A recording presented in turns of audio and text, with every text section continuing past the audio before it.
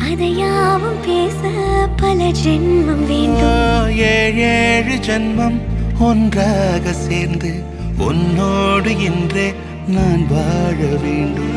காலம் முடியலாம், நம் காதல் முடியுமா?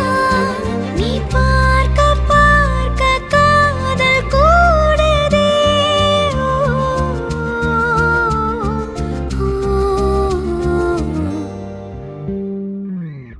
உன்னாலே என் நாளும் என் ஜீவன் வாழுதே. சொல்லாமல் உன் சுவாசம் என் மூச்சில் சேருதே. உன் கைகள் கோர்க்கும் ஓர் நொடி